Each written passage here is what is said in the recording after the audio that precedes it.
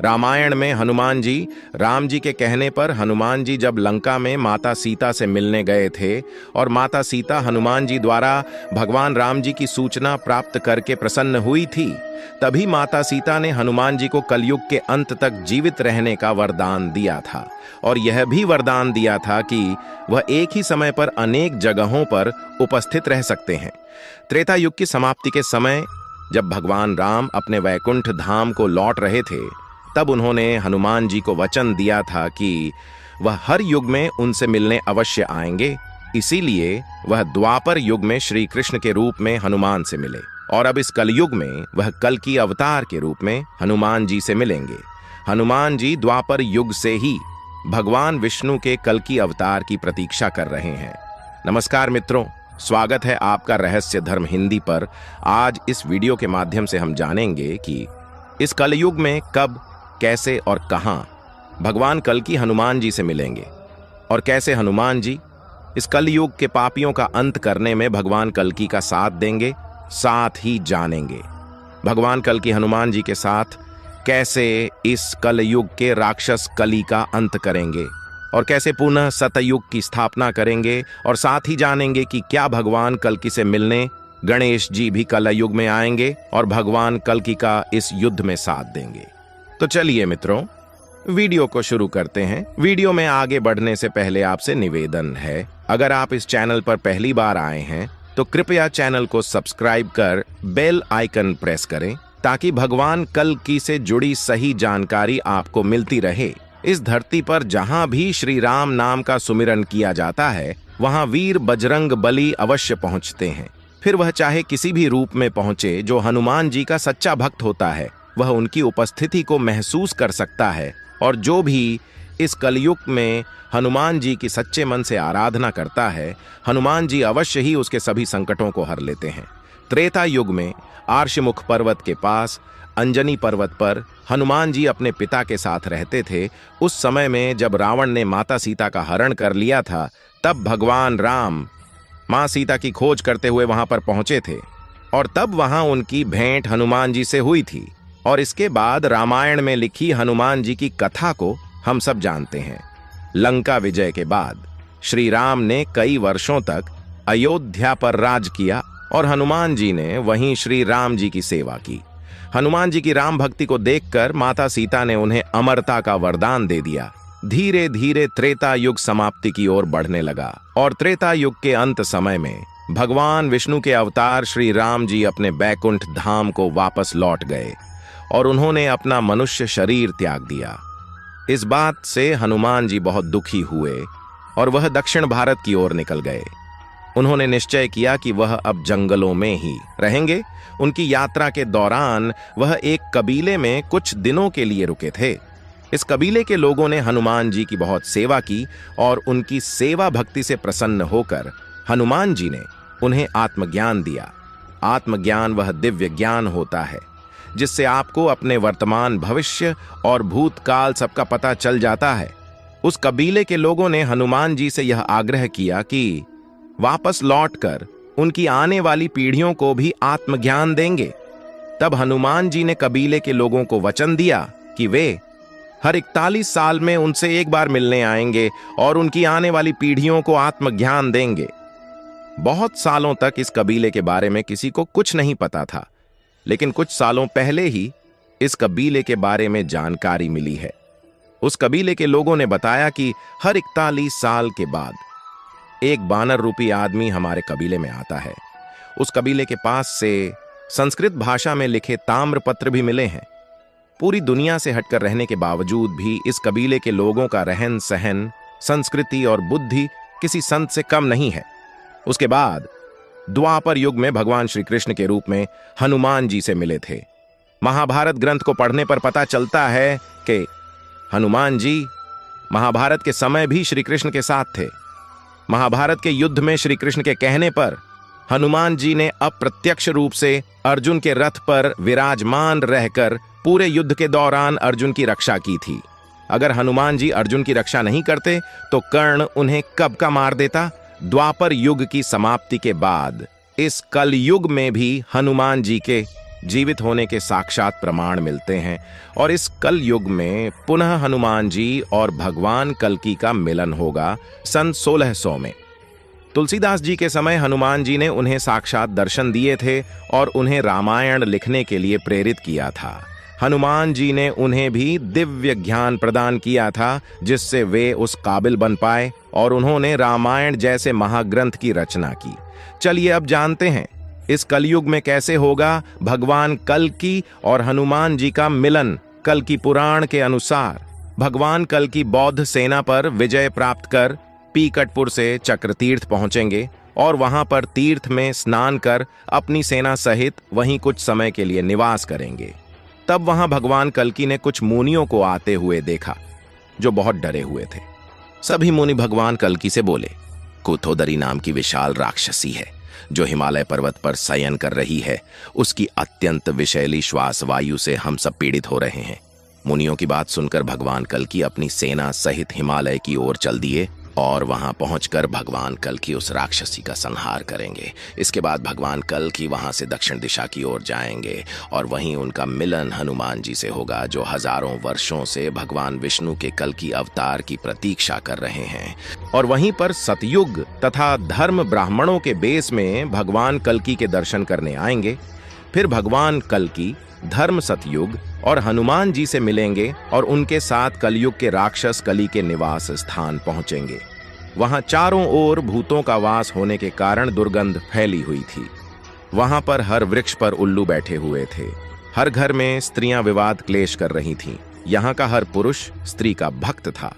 जब भगवान कल्कि के आने के बारे में राक्षस कली को पता चला तब वह कली अपने वाहन उल्लू पर सवार होकर अपनी सेना सहित भगवान कल्कि से युद्ध करने के लिए नगर से बाहर आएगा। कली को आता देख भगवान कल्कि उसके साथ युद्ध करके सेना सहित कली का अंत कर देंगे जिससे संपूर्ण पृथ्वी पर व्याप्त कली की माया, काम, क्रोध, लोभ, मोह सब का अंत हो जाएगा और फिर से एक सतयुग की स्थापना होगी। फिर से सतयुग प्रारंभ होगा।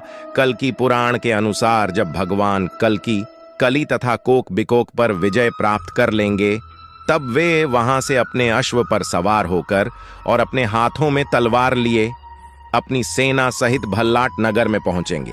भल्लाट नगर के राजा शशिध्वज भगवान कृष्ण और विष्णु के परम भक्त थे। जब उन्हें भगवान कल्कि के अपने नगर में आने की सूचना मिली तब उन्होंने भगवान कल्कि को साक्षात नारायण अवतार जानकर प्रणाम किया और अपनी सेना को लेकर युद्ध के लिए घर से निकलने लगे। तब राजा शशिध्वज की पत्नी सुशांता जो भगवान विष्णुव्रत पारायण थी, उन्होंने जब अपने पति को भगवान कल्कि से युद्ध के लिए जाते हुए देखा तब वह कहने लगी, हे स्वामी, कल्कि जी तो साक्षात भगवान विष्णु के अवतार हैं, आप उन पर प्रहार कैसे करेंगे? इस पर राजा बोले, हे प्रिय, ब्रह्मा जी ने क्षत्रियों के लिए जो धर्म निश्चित किया है उसका पालन करना चाहिए। रणभूमि में चाहे सामने स्वयं नारायण ही क्यों ना हो, उन पर भी वार करना चाहिए। तो इस प्रकार भगवान कल्कि और हनुमान जी का मिलन हुआ। भगवान कल्कि और गणेश जी के मिलन की कथा जानने से पहले आपके कुछ सवालों के जवाब जान लीजिए जो अपने सबसे ज्यादा पूछा गया है। वो सवाल है कि कलयुग में तो राजा महाराज है नहीं और न ही कलयुग में कोई राज्य है, फिर इन कथाओं में राजा महाराज क्यों आ रहे हैं? तो इसके जवाब में हम आपको बताना चाहते हैं कि जिस प्रकार कल्कि पुराण कल्कि अवतार में बताया गया है उसी तरह ही हम आपको उन कथाओं को बता रहे हैं। हमने कोई भविष्य नहीं देखा है, ये सब पहले से निश्चित हो चुका है। तो इन सब घटनाओं का होना निश्चित भी है। धीरे धीरे राजा महाराज कलयुग में आने शुरू हो जाएंगे। अगर आपको इन कथाओं पर विश्वास नहीं है और बहुत से लोग सोचेंगे कि भगवान कल्कि तो अभी आए नहीं, फिर उनकी कथा पहले से कैसे आ जाएगी, तो हम आपको बताना चाहते हैं कि जिस प्रकार वेद व्यास जी ने महाभारत होने से पहले महाभारत की रचना कर दी थी और वाल्मीकि जी ने रामायण होने से पहले रामायण की रचना की थी, उसी प्रकार द्वापर युग के अंत में भगवान व्यास जी ने इसे पुनः जीवन दिया और 18 पुराणों की रचना की। साथ ही कल्कि पुराण कल्कि अवतार का प्रचार एवं प्रसार अपने शिष्य सूत जी पर डाला। इसके बहुत दिनों बाद नेमिशरण्य में 88,000 अर्षियों की सभा में महर्षि सोनक के आग्रह पर सूत जी ने इस पुराण को अर्षियों को सुनाई, जिसके बाद हम इंसानों को ये प्राप्त हुई। उम्मीद है ये जानकारी से अब आपके मन में कोई सवाल नहीं बचा होगा, और हमने आपसे पहले भी कहा है, आपके इन सवालों से हमारे सनातनियों को भ्रम में न डाले। भगवान पर विश्वास करने वाले इन कथाओं पर अब सवाल नहीं करेंगे, और आपके जो भी सवाल है उनके सत्य और सही जवाब हम आपको अगली वीडियो में मिल जाएगा। अब बिना कुछ देरी किए जानते हैं कि क्या भगवान गणेश भगवान कल्की से मिलने कलयुग में आएंगे या नहीं। तो चलिए वीडियो में आगे बढ़ते हैं। गजाननम भूतगणादि सेवितम कपित जंबू फल चारु भक्षणम उमासुतम शोक विनाशकारकम नमामि विघ्नेश्वर पाद पंकजम, यानी हे हाथी के मुख वाले, भूत गणों के द्वारा सेवा किए जाने वाले, कैथ एवं जामुन के फल को चाव से खाने वाले, दुख और कष्ट को नष्ट करने वाले उमा पुत्र श्री गणेश को मैं नमन करता हूं। दोस्तों, भारतीय धर्म और संस्कृति में भगवान गणेश जी सर्वप्रथम पूजनीय और प्रार्थनीय हैं। उनकी पूजा के बगैर कोई भी मंगल कार्य शुरू नहीं होता। यदि कोई उनकी पूजा के बगैर कोई कार्य शुरू कर देता है तो किसी ना किसी प्रकार के विघ्न आते ही है। सभी धर्मों में गणेश की किसी ना किसी रूप में पूजा या फिर आह्वान होता ही है। दोस्तों, शिवपुत्र गणेश जी को देवगणों का अधिपति नियुक्त किया गया है। गणेश जी की बहन का नाम है अशोक सुंदरी और उनके भाई का नाम है कार्तिकेय। दुनिया के प्रथम धर्म ग्रंथ ऋग्वेद में भी भगवान गणेश का जिक्र मिलता है। दोस्तों, भगवान गणेश की रिद्धि और सिद्धि नामक 2 पत्नियां हैं जो प्रजापति विश्वकर्मा की पुत्रियां हैं। इससे पहले मैंने आपको कई पुराणों के बारे में बताया। कल्कि पुराण के बारे में बताया, भगवान विष्णु के 10वें अवतार यानी कि कल्कि अवतार के बारे में बताया। दोस्तों, कल्कि अवतार के बारे में तो अब आप जान ही गए होंगे कि कल्कि अवतार का जन्म तब होगा जब कलयुग के अंत का समय निकट होगा। धरती पर व्याप्त पाप और अंधकार को मिटाने के लिए भगवान विष्णु कल्कि स्वरूप में धरती पर जन्म लेंगे। कल्कि पुराण में भगवान कल्कि के बारे में डिटेल में बताया गया है। लेकिन दोस्तों, क्या आपको गणेश पुराण के बारे में पता है? कल्कि अवतार की ही तरह गणेश पुराण में भगवान गणेश के एक ऐसे अवतार का वर्णन किया गया है जो कलयुग में जन्म लेंगे। क्या आप भगवान गणेश के इस अवतार के बारे में जानते थे? हमें नीचे कमेंट में जरूर बताइए। तो दोस्तों, भगवान गणेश का वो कौन सा अवतार है जो कलयुग में आएगा और इस बारे में गणेश पुराण में क्या लिखा है, चलिए जानते हैं। लेकिन वीडियो में आगे बढ़ने से पहले मेरा आपसे एक छोटा सा निवेदन है कि कमेंट बॉक्स में सच्चे दिल से जय श्री भगवान गणेश अवश्य लिखिए। तो चलिए आगे बढ़ते हैं। दोस्तों, धार्मिक मान्यताओं की माने तो जब धरती पर पाप बढ़ा है तो भगवान धरती वासियों का उद्धार करने हेतु स्वयं अवतरित होते हैं। भगवान विष्णु के कई सारे अवतारों का वर्णन धर्म शास्त्रों में मिलता है। यहाँ तक कि पुराणों में कल युग के अंत में भगवान विष्णु के कल्कि अवतार का भी उल्लेख किया गया है। साथ ही भगवान गणेश के कलयुग में अवतार लेने की बात भी पुराणों में लिखी गई है, जिसके अनुसार धरती पर जब घोर कलयुग होगा, चारों तरफ अधर्म के कारण हाहाकार मचा होगा, तभी गणपति धरती पर अवतरित होंगे और दुष्टों का संहार कर धरती को पाप मुक्त बनाएंगे, जिसके साथ सतयुग की शुरुआत होगी। दोस्तों, धर्म ग्रंथों के अनुसार भगवान गणेश भी चारों युगों में अवतरित हुए हैं। सतयुग में वे महोत्कट विनायक के रूप में अवतरित हुए, त्रेता युग में वे मयूरेश्वर के रूप में अवतरित हुए और द्वापर युग में वे शिव पुत्र गजानन के रूप में अवतरित हुए। वहीं गणेश पुराण के अनुसार कल युग में गणेश जी अवतार लेंगे। गणेश पुराण में भगवान शिव ने पार्वती से स्वयं बताया है कि कलयुग के अंत में गणपति 4 भुजा से युक्त होकर अवतरित होंगे और उनका नाम धूम्रवर्ण और शूर्पकर्ण होगा। नीले रंग के घोड़े पर सवार होकर अपनी महाबली सेना के साथ पापियों का विनाश करेंगे और सतयुग की स्थापना करेंगे।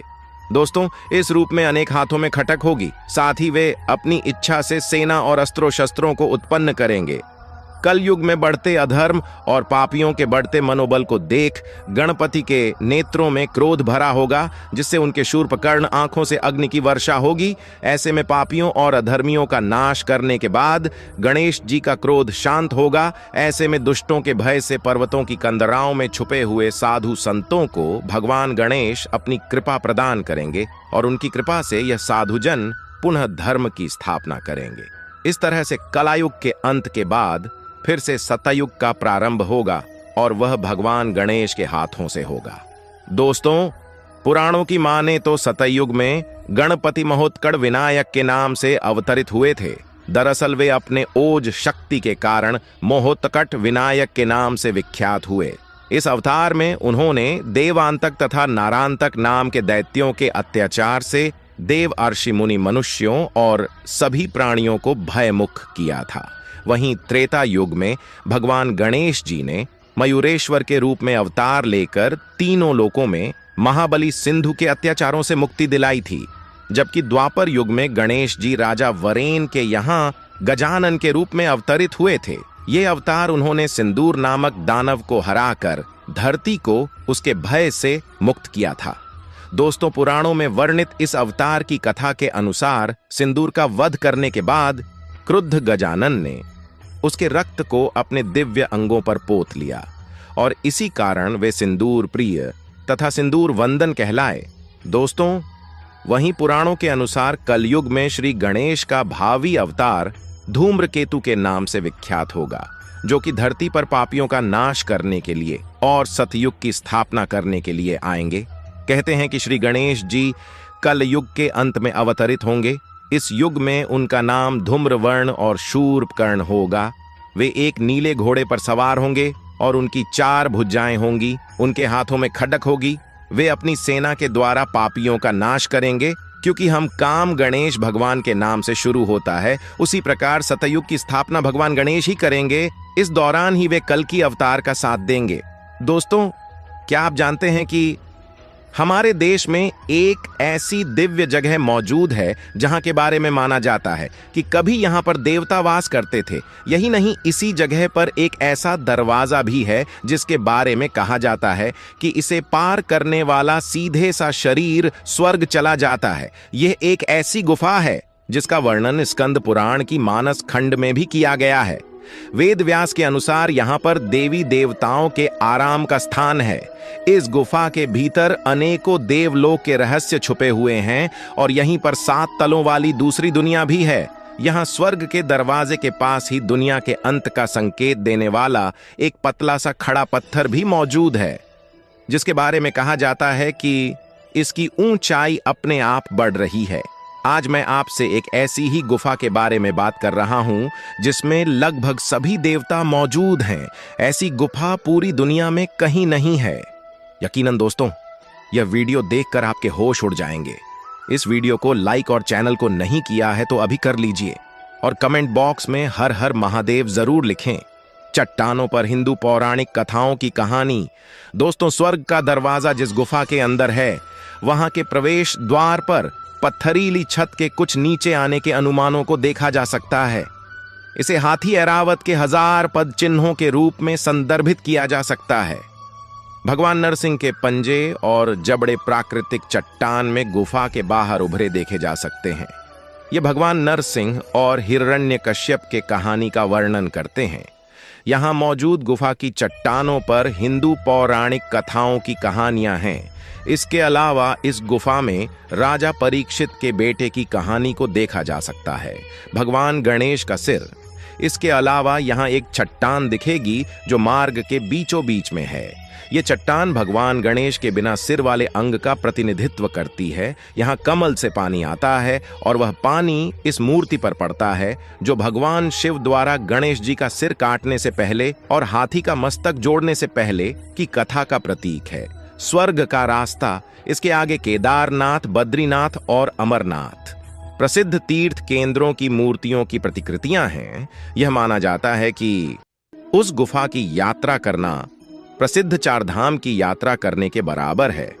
इसके आगे कुत्ते के मुंह के आकार में भगवान काल भैरव की गुफा है।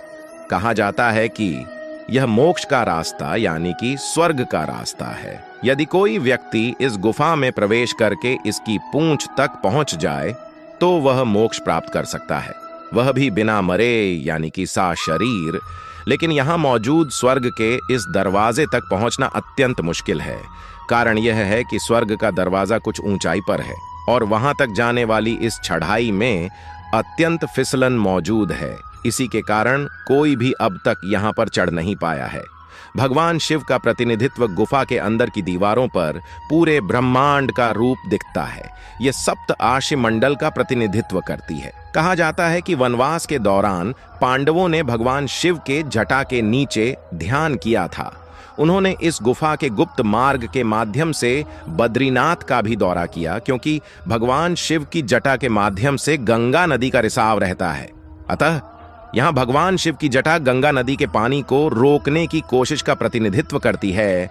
यहाँ है दुनिया के अंत का संकेत देने वाला पत्थर। दोस्तों, इसके आगे 4 युगों की अनुमानित चट्टान दिखाई देती है, जिन्हें सतयुग, त्रेता युग, द्वापर और कलयुग माना जाता है। वही यहाँ कुछ ऐसी गुफाएं भी हैं जिनके बारे में कहा जाता है कि हर युग के साथ एक गुफा जो उस युग का प्रतिनिधित्व करती थी वह अपने आप बंद होती गई, और यहाँ मौजूद एक खड़ा छोटा सा पत्थर जो कलयुग का प्रतिनिधित्व करता है। मान्यता है कि इस पत्थर की धीरे धीरे ऊंचाई बढ़ रही है। यह माना जाता है कि एक बार इस पत्थर ने गुफा की छत को छू लिया तो यह दुनिया का अंत हो जाएगा। यहाँ मौजूद है ये गुफा। दोस्तों, दरअसल हम जिस गुफा के बारे में बात कर रहे हैं वह देवभूमि उत्तराखंड के गंगौली हाट की माता कालिका के सुप्रसिद्ध हाट कालिका मंदिर के पास स्थित है। यह समुद्र तल से 1350 मीटर की ऊंचाई पर स्थित है और कहते हैं कि इसके अंदर एक अलौकिक संसार मौजूद है। उम्मीद है दोस्तों अपनी आज की वीडियो पसंद आए। चैनल को सब्सक्राइब करना मत भूलना। मिलते हैं अगली बार एक और नई वीडियो के साथ। तब तक के लिए आप सबको हमारी तरफ से होली की बहुत शुभकामनाएं। धन्यवाद।